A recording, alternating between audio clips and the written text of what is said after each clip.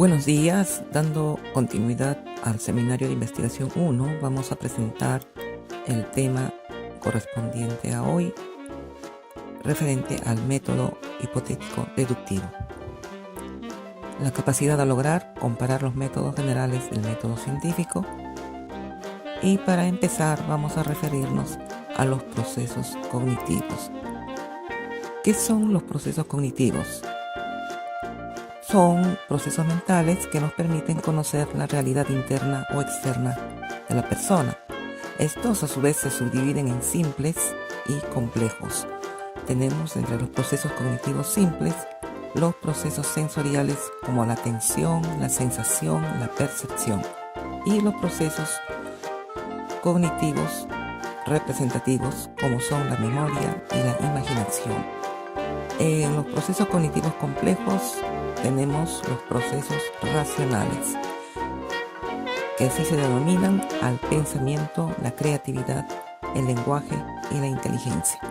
Cuando hablamos de pensamiento, tenemos dos tipos de pensamiento, puede ser deductivo o inductivo, y en este caso el método de investigación hipotético deductivo. Una definición bastante sencilla, es decir, el método científico es la estrategia y la táctica de la investigación. Método es un término que tiene su origen en una palabra griega, métodos, que significa un camino o una vía hacia un determinado lugar o meta. Por ejemplo, vemos aquí estrategia que está diseñando un entrenador de un partido de fútbol, de un equipo de fútbol, donde él está determinando, está pensando, analizando y decidiendo el movimiento de sus piezas, en este caso los jugadores, ¿no? De acuerdo a la estrategia que él ha diseñado. Tenemos algunas recomendaciones o definiciones. Por ejemplo, el autor Rodríguez, 2005, en su libro El Método, señala que el método científico también incluye consideraciones no solamente lógicas y matemáticas, sino también epistemológicas, psicológicas, sociológicas e históricas. Ya hemos dicho anteriormente que la investigación científica, para alcanzar el conocimiento de un determinado tema, tiene diferentes vías o métodos. En este caso nos estamos refiriendo al método hipotético deductivo. Parte, en primer lugar, del planteamiento del problema. A diferencia de otros métodos que parten de la observación directamente, que en este caso sería el pensamiento inductivo de lo particular a lo general, en este caso lo deductivo es partir de lo general a lo particular. Para llegar al planteamiento del problema, de acuerdo al método hipotético deductivo, se realizan estudios previos con bastante rigurosidad, generalmente de las matemáticas y de la física. Luego sigue la formulación de la hipótesis. En síntesis, nosotros sabemos o definimos a la hipótesis como un supuesto. Los autores lo definen como una proposición que puede ser puesta a prueba para determinar su validez. En tercer lugar, viene la deducción de las consecuencias observacionales. La contrastación empírica, ¿no? Para contrastar en la realidad si lo afirmado en la hipótesis se cumple o es verdad. De ser verdadera, se acepta y se da paso a la formulación de leyes o teorías. Y si la hipótesis no ha pasado la prueba de la comprobación empírica, donde no hay correspondencia entre la teoría y la realidad, pues se desecha para dar paso a una nueva investigación. Un ejemplo del método hipotético deductivo es el más sencillo. Un paciente va al médico, lo ausculta, escucha lo que le manifiesta, los síntomas, y elabora unos supuestos para comprobar la supuesta enfermedad que tendría el paciente. El médico ordena exámenes complementarios. Puede ser una ecografía, rayos X, etc., cuyos resultados permitirán contrastar con el supuesto que ha elaborado el médico. Con estos resultados, más lo manifestado por el paciente, el profesional ya toma una decisión y determina un diagnóstico. A esto se ha llegado mediante métodos de observación y también de contrastación, uso de la tecnología para el conocimiento humano. Y ahora veremos, de acuerdo a la psicología cognitiva o cognitiva, estos procesos cognitivos tienen dos teorías principales. La primera, que habla la teoría del procesamiento de la información, donde prácticamente se compara los procesos cognitivos, la mente humana, como los procesos de una computadora. Información que ingresa, se procesa y luego sale una nueva información. Algo parecido es la teoría conexionista, pero en este caso le da más importancia al estudio de la neurona. Por eso se habla de neurocomputación o metáfora del cerebro. Hemos elaborado una línea de tiempo para ver cómo las investigaciones sobre los procesos cognitivos, sobre la forma como el ser humano, a través de su pensamiento y sus procesos cognitivos, ha ido avanzando para alcanzar mayor conocimiento, siempre en aras de la verdad. Partamos del año 1879, cuando Wilhelm Wundt funda el primer laboratorio científico, causando bastante revuelo en la comunidad científica porque fue el primero en afirmar que la psicología era una ciencia. Vamos avanzando y llegamos al año 1904, donde aparece la figura del científico ruso Iván Pavlov, muy conocido por nosotros por su teoría de estímulo-respuesta. Vemos que los años 1914 y 1918 están en rojo porque marcan un hecho bastante triste de recordar, que es la Primera Guerra Mundial. Sin embargo, en estos años, también en la ciudad de Viena, comenzaban a reunirse matemáticos, físicos y estudiosos de otras ciencias, también las ciencias humanas, y en el año 1920 se forma el denominado Círculo de Viena, con su visión científica del mundo. Llegamos al año 1930, donde ya se presenta formalmente la teoría de la información, la mente computadora. También por los años 1930 comienza la fama, comienza a ser muy conocida en la comunidad científica la teoría del psicoanálisis, donde Sigmund Freud es galardonado en varios eventos internacionales. Por el año 1939 también comienza a aparecer en escena Lev Vygotsky, el estudioso ruso, filósofo, filólogo, científico, educador, que todos lo conocemos por su teoría del conocimiento constructivista.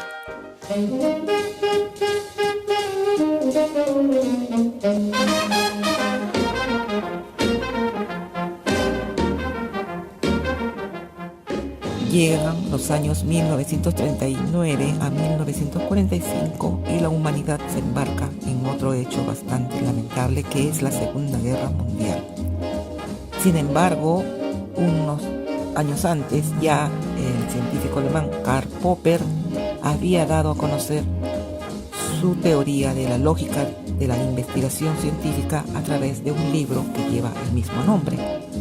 En esos años, 1948, Skinner también presenta su teoría sobre el conductismo.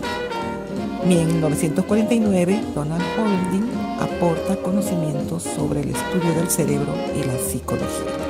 Así, la década de los años 1950-1960 podríamos denominarla la década del lenguaje de la programación. Para esto ya se tenía el uso que se dio en la Segunda Guerra Mundial a la máquina universal de Alan Turing. Sabemos que las investigaciones de Alan Turing y sus descubrimientos permitieron a los aliados decidir a su favor el resultado de la Segunda Guerra Mundial. Entonces, esto causó bastante interés en la comunidad científica y digamos que la década de los 50 y los 60 es la década del lenguaje de la programación. Recordemos un detalle, que Internet, la red de Internet, hasta la Segunda Guerra Mundial era un instrumento de uso exclusivamente con fines militares. Dado el éxito de la programación, el uso de las computadoras para obtener resultados favorables, permitió que los países aliados, en especial Estados Unidos, comenzara a difundir el uso de las redes informáticas, Internet, en forma comercial, aplicándose su uso a las grandes empresas, entre ellas la General Motors. El año 1956 aparece en escena el matemático húngaro Imre Lakatos con su teoría de las pruebas y refutaciones. También ya estaba en escena, a partir del año 52, el psicólogo suizo Jean Piaget con su teoría del desarrollo cognitivo, y también una de las figuras muy representativas del constructivismo. Por los años 1970 causa revuelo en la comunidad científica los estudios, las opiniones de Paul Feyerabend. Paul Feyerabend afirma sencillamente que no existe método científico, que todo vale y que la ciencia en algunos momentos tenía un papel tan dogmático como lo tuvo la religión en la Edad Media. Sus opiniones fueron bastante controvertidas, bastante discutidas, básicamente por los matemáticos y los físicos, pero el aporte de Feyerabend es que dio base a las investigaciones que hoy se conocen como estudios cualitativos. A partir del año 2000, el escenario de investigación de estudio científico, digamos que está enfocado al procesamiento de la información, y las tecnologías que vemos tienen un avance vertiginoso y su expresión reciente es a través del uso del 5G. En este cuadro apreciamos de modo bastante didáctico lo que viene a ser la contrastación de una hipótesis. Esto según la teoría de Karl Popper. Partimos con una hipótesis 1, las deducciones, hipótesis 2, 3 y 4, que vienen a ser hipótesis derivadas. No olvidemos que todo esto aplicando un lenguaje proposicional. A su vez, estas combinaciones de hipótesis derivadas nos dan hipótesis 5, hipótesis 6 y pasamos al terreno de las consecuencias observacionales, a comprobar si esta hipótesis es verdadera o es falsa. Entonces ya vemos de una manera gráfica y práctica el método de contrastación de hipótesis.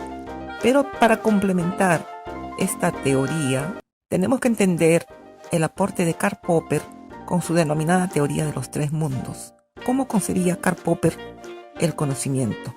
Él hablaba del mundo uno, compuesto por la realidad externa que rodea a la persona, y que esta realidad estaba regida por leyes rigurosas como la física, la química y otras que regían el mundo que la persona ve a su alrededor, y las ve de manera simple, las percibe, pero aún todavía no las descubre o no las entiende. El mundo 2, que lo tiene el ser humano, según la teoría de los tres mundos, el mundo 2 está compuesto por lo subjetivo, lo individual, cómo la persona percibe y a su vez conversa mediante el uso del lenguaje común. Contrasta su percepción, sus ideas del mundo exterior con su pensamiento subjetivo. Esto a través de una socialización. Pasamos al mundo 3. La persona ya no solamente mira, percibe lo que le rodea, no solamente comenta lo observado con otras personas, pasa a elaborar unos símbolos, cómo imagina, cómo supone o también lo expresa. a través de un lenguaje simbólico, a través de las artes, las ciencias, las técnicas. Karl Popper dice que estos tres mundos se interrelacionan, que no existiría el mundo 2 sin el mundo 1 y el mundo 3 sin el mundo 2. Y a su vez el mundo 3 influye sobre el mundo 1. Muchos estudiosos de Popper señalan que aquí él está evidenciando una dialéctica, un conocimiento, una metodología dialéctica para explicar la realidad y la forma de comprender el mundo que nos rodea a través de un método organizado bajo leyes rigurosas de la contrastación de una hipótesis.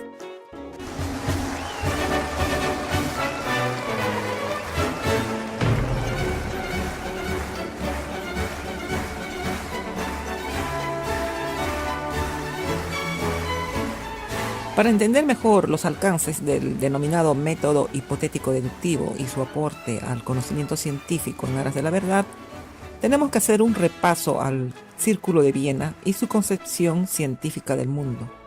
También se los considera como promotores del neopositivismo lógico. Este fue un movimiento creado por Johann Kreidhoff y Maurice Schlick en el año 1922 en Viena. Para ellos, la filosofía era una disciplina ligada a la lógica y abogaban por una concepción científica del mundo.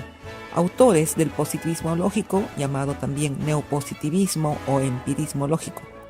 En 1929 causaron gran revuelo en la comunidad científica e internacional al publicar su manifiesto titulado Visión científica del mundo. Es una filosofía de la ciencia que surgió a comienzos del siglo XX y duró aproximadamente 3 décadas, donde se consideraba que las ciencias verdaderas y más importantes eran la matemática, la física y la lógica. Vemos en esta imagen a Maurice Schlick, quien nació en Berlín el año 1882, falleció en Viena en junio de 1933, un filósofo alemán, fundador del Círculo de Viena, promotor del empirismo lógico. Vemos en esta fotografía a Ernst Mach. ¿Quién fue Ernst Mach? Un filósofo alemán que dictó la cátedra de Filosofía de la Ciencia en la Universidad de Viena entre los años 1895 y 1901.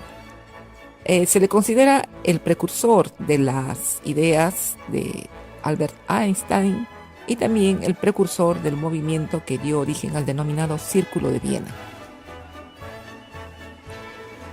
Agradeciendo su atención a la presente exposición, mi presentación personal. Soy Aida Victoria Laura Jara, comunicadora social, educadora. A la fecha, doctorando en Educación, Universidad Privada César Vallejo de Lima. Además, maestra en Problemas de Aprendizaje, Universidad Privada César Vallejo. Bachiller en Comunicación Social, Universidad Nacional Mayor de San Marcos. Bachiller en Educación, Universidad Nacional de Educación Enrique Guzmán y Valle. Mi experiencia laboral, entre otras, Radioprogramas del Perú, el diario Gestión, especializado en Economía y Negocios, Congreso de la República, como redactora política en el área de comunicaciones, Ministerio de la Mujer en CONCOES, área de comunicaciones, la Agencia Oficial de Noticias Andina en la unidad de radio. De los cursos especializados, los más destacados considero el curso que dicta la Marina de Guerra del Perú y la Universidad de Defensa de Estados Unidos, denominado Administración y Gestión de Crisis, y cursos de programas sociales que los dicta el Banco Interamericano de Desarrollo. Agradezco su cordial atención. Muchas gracias.